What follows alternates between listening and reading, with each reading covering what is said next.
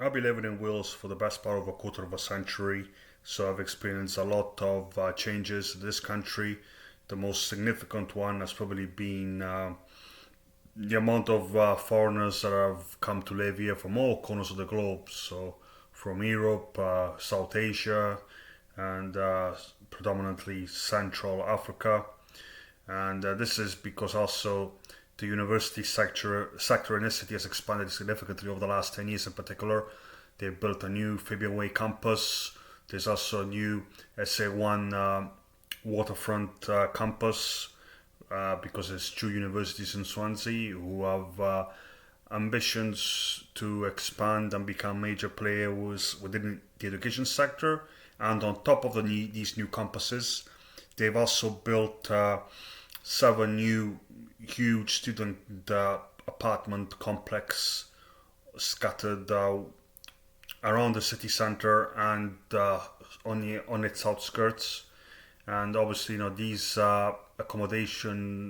these apartment complexes have everything. They have gyms, study rooms, cinema rooms, gaming rooms, uh, kitchens, laundries, and because I know this because I've cleaned in one of them, so I know how well equipped they are.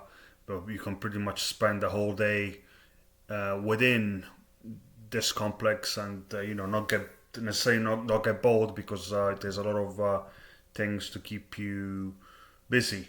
But what I've also noticed the dark side of living in Swansea, most notably the amount of people who are addicted, whether it's to illicit substances such as class A, B, and C drugs, or you know legal ones such as alcoholic excessive alcoholic consumption, and also cigarettes as well, because there's a lot of people, particularly in workplaces that I've been to, that really do like to smoke, and this is, to my surprise, even in places like hospitals, is people who just can't resist a cigarette, and you can't smoke on student grounds, sorry, on hospital grounds. So what you have to do, you would have to go and smoke on a nearest available public footpath to avoid getting into possible disciplinary uh,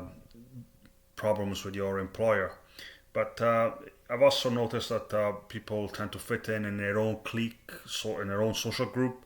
So unless you have common interest with people from this country, it's very difficult to fit in, to bond.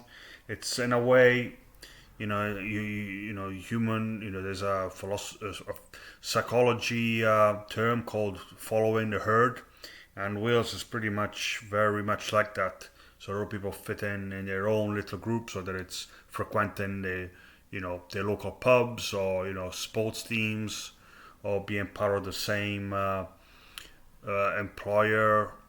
You gotta be able, or even having the same tastes on like what to drink, what to and what and what else that's similar to that, But the only thing that's positive about here, I would say, is your freedom to do as you want. So you know you if you want to, you can cross dress. You can underdress, overdress. I mean, you anybody can be who they want to be as long as you don't harm anybody.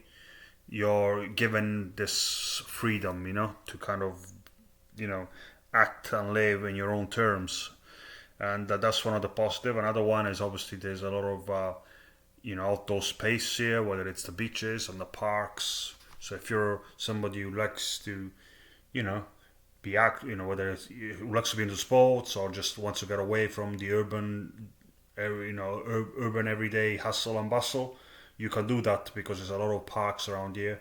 So it's very easy to do that. But also there's other issues such as lack of entrepreneurship and job creation. A lot of the times, most companies that have a base here in Swansea, they typically bring over their client or customer roles, customer center service roles. So call centers, or backdoor roles such as warehouse work, and this type of work tends to be very stressful, whether it's mentally in call center work because you got to deal with a lot of frustrated customers who see you as fair game to throw to act in a condescending, demeaning way and throw an abuse at you for their frustration and or being upset about something with the company.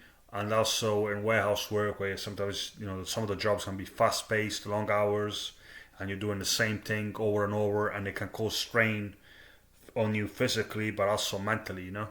It does take its toll when you work long hours, even if it's not a particularly intellectually challenging activity. It still strains you, it still tires you.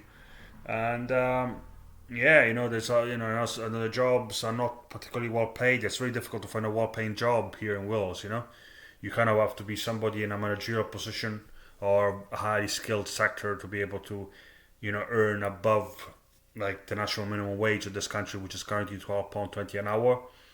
And also there's doesn't really feel that there's a lot going on. There's not really many major events like sporting events, concerts, touristic attractions that compel others to from around the world to visit.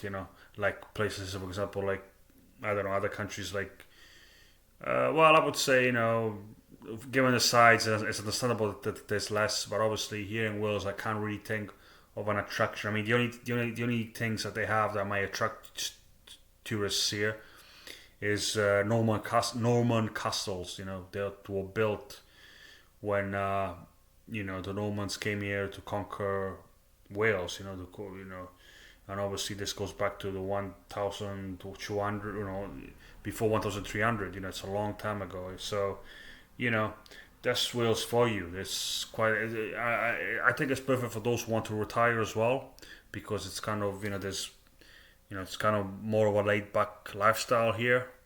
I mean, if you can avoid cities like Cardiff, even Swansea, some areas are busy, but it's more you can find a lot of more quieter neighborhoods where you can just live a peaceful life for the most part. But let me know what you think of Swansea if you've lived here. How's your experience, and what impression do you have, and would you recommend others to live here? Leave your thoughts and feedback in the comment sections.